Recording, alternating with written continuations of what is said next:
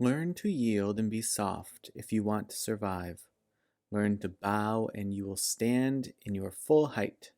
Learn to empty yourself and be filled by the Tao, the way a valley empties itself into a river. Use up all you are, and then you can be made new. Learn to have nothing, and you will have everything. Sages always act like this, and are children of the Tao, never trying to impress. Their being shines forth, never saying, "This is it." People see what the truth is. Never boasting, they leave the space they can be valued in, and never claiming to be who they are. People can see them. And since they never argue, no one argues with them either. So the ancient ones say, "Bend, and you will rule." Is this a lie? You'll find it is true. Be true to yourself, and all will go well with you. The challenge of staying authentic to yourself. That is the overarching theme of this verse of the Tao, but it is not the only theme. And this verse is interesting because it's not just finding a bunch of different ways to say be authentic to yourself, but it is coupling that sentiment with the various other fundamental teachings of the Tao. So let's go through it. Learn to yield and be soft if you want to survive. I've heard the analogy to palm trees before, how palm trees can survive hurricanes because they'll bend all the way down to the ground and they won't break. And I don't know if there's a lot more to say other than the imagery of that and how you may be able to incorporate that into your life. Learn to bow and you'll stand at your full height. This immediately made me think of this story that's told, I think, in Benjamin Franklin's autobiography, which is something to the effect of he went to see a religious man of some sort when he was relatively young, like a teenager or maybe early 20s. And as he was leaving this preacher or priest or whatever he was, this person's house, the person started yelling at him, "Stoop, stoop." And Ben didn't understand what he was saying as he was walking, and he slammed his head into this part of the ceiling that kind of came down at an angle and was much lower than the rest. And the preacher said to him, I'm going off memory here, but he said, "Learn to stoop in life and you'll avoid many headaches." And so I think that's reflective of not only this bow sentence, but of the one of being soft and yielding. Learn to empty yourself and be filled with the Tao. This also reminds me of that story that's told about Michelangelo carving David out of marble or stone, and him saying, "David was always in there. I just had to chip away the excess." And in this way, it's an interesting sort of similarity to the way a valley empties itself into a river. If you think of this idea that a valley didn't used to be a valley, that it was previously maybe a plateau or a part of a mountain or what have you, and over time and by being yielding and by giving of itself, that the valley actually emptied itself into the river. So that river got lower and lower and lower because the valley, which didn't previously exist, but if you take that Michelangelo story, it was always in there. It was always in that plateau or in that mountain.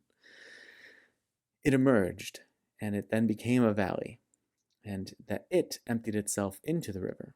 It's an interesting sort of spin on how I think it would typically be viewed. Use up all that you are, and you can be made anew. We've talked about the idea, though probably relatively loosely or only touch on it lightly, about, and I'll get into it more down the road, but this idea that you are here and you are exhausting yourself.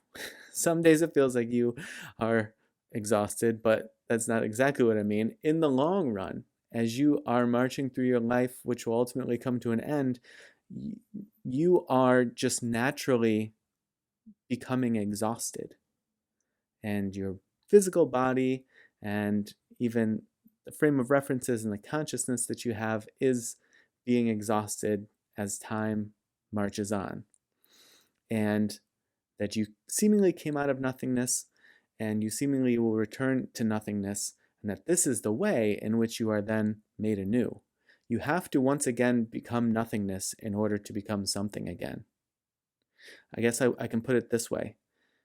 If you seemingly came from nothing and you would like to imagine the idea of rebirth, then the only way for that to happen is you have to go back to nothingness again. You can't have a rebirth. You can't once again appear in the world if you don't return to nothingness. The next line, learn to have nothing and you will have everything.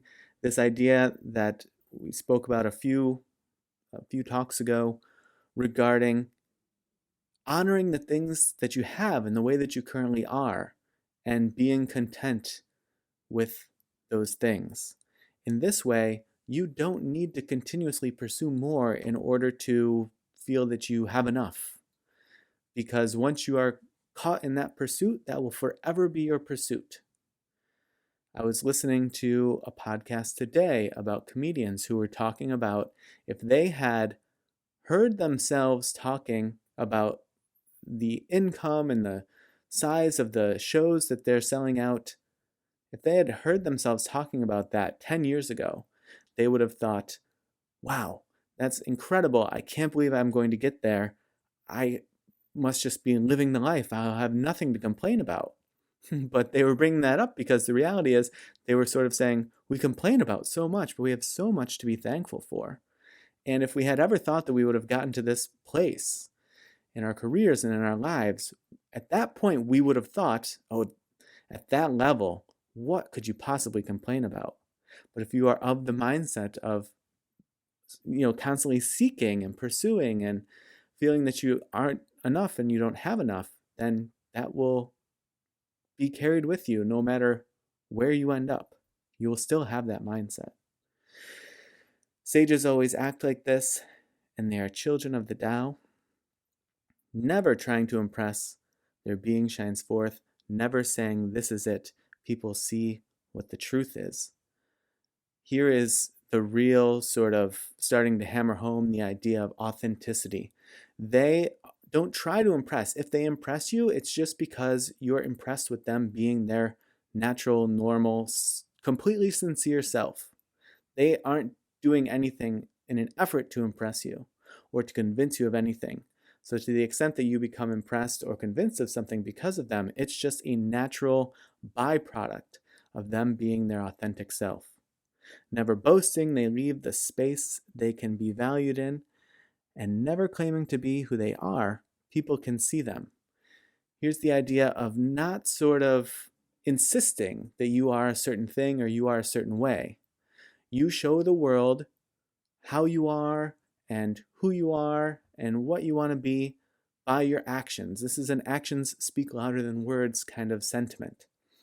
And then you let those people have their own sort of view of that or have their own label on that.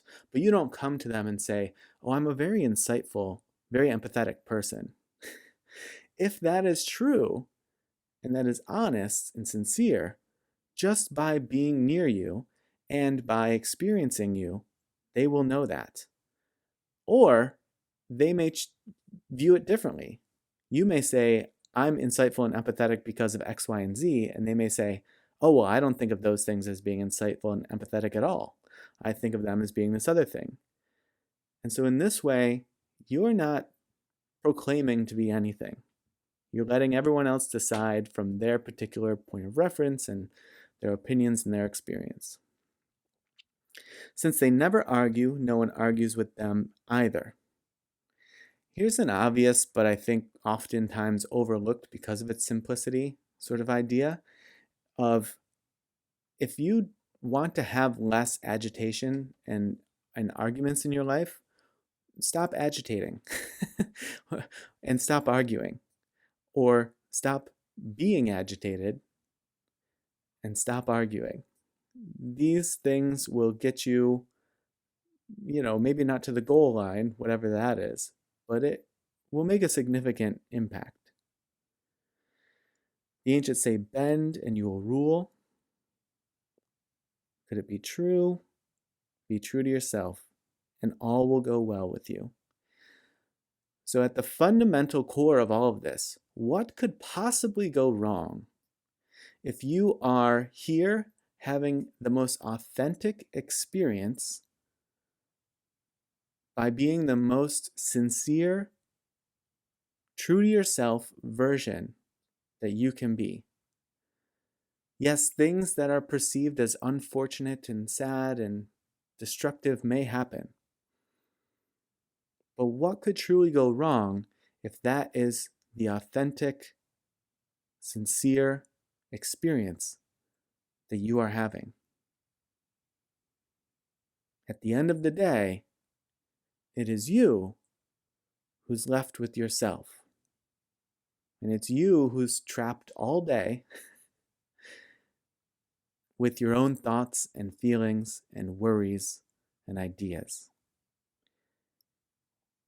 And you can choose to make that the bare bone, essential, authentic version. And in that way, you always have that. And it cannot be taken from you.